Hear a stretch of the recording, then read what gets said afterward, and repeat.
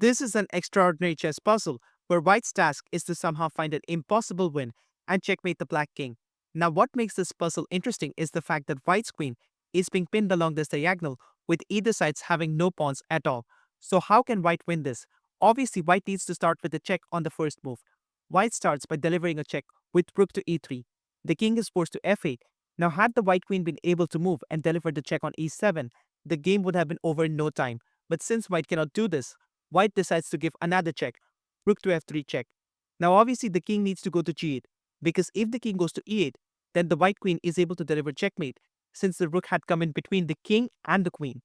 So after rook to f3 check, king to g8, queen to f7 check, since the pin no longer existed, and after king to h8, this is the position which would infuriate most players.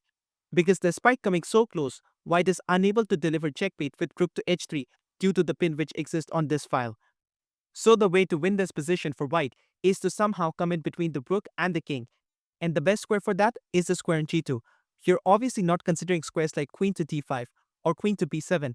That just straight up hangs the queen. So how can white come to g2? That is by implementing Hikaru Nakamura's ladder checking strategy. That is queen to h5 and zigzagging all the way to g2. So white starts with queen to h5 check. The king goes to g7, queen to g4 check. Now the king needs to move anywhere along the h file, queen to h3. And once the queen reaches the square in g2, now you can see that the queen acts as an intermediary between the rook and the king, breaking the pin. So after king to h8, finally the rook is able to move and deliver checkmate. An extremely unique solution to an extremely unique puzzle.